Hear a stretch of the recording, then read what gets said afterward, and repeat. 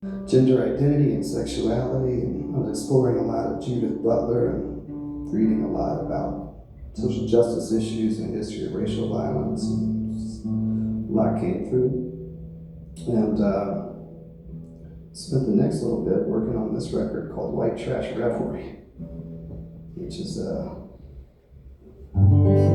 people don't realize, America puts so much emphasis on starting the stories that you have right now.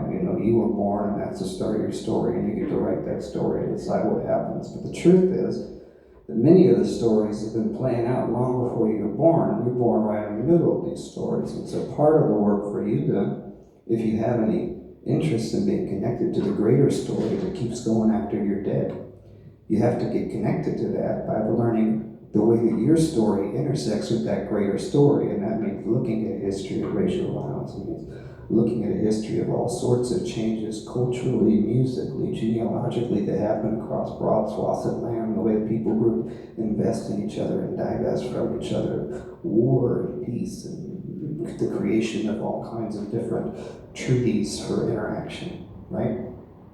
What I'm talking about is understanding those intersection points and speaking to them meaningfully is really the work of the artist, is trying to plug in your role with all these other things that are happening. And so this is about that in a lot of ways. I grew up in North Carolina. I'm a seventh generation North Carolinian. And this is about trying to learn how to communicate about racism in an open and honest way. It's not working, but we're going to keep trying.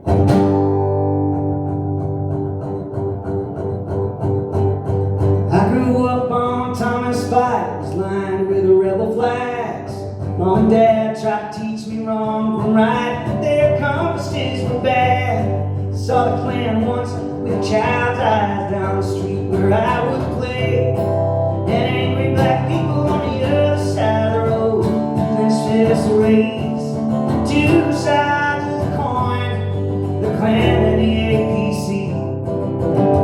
That's the kind of nonsense, like Daddy said to you and me.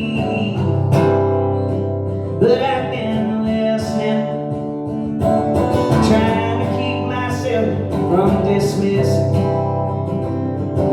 perspectives that I struggle to relate with.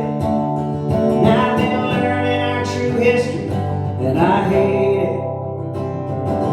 Two sides of a coin of lies, there ain't no better sight. It says racism and justice are equally justified. I know I never asked to be born white, but was not taught the world so unjust, but it's on us to make it right.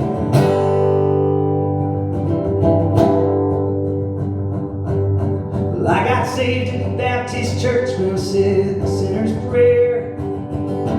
Came to service with Mama, and there's only white people there.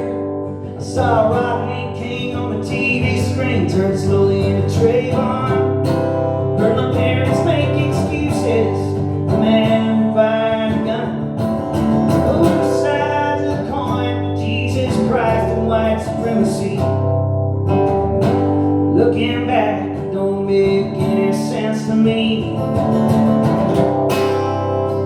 But I've been listening, trying to keep myself from dismiss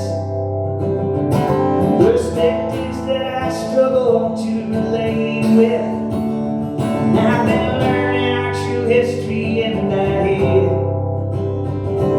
Two sides of a coin, lies, there ain't no better sight.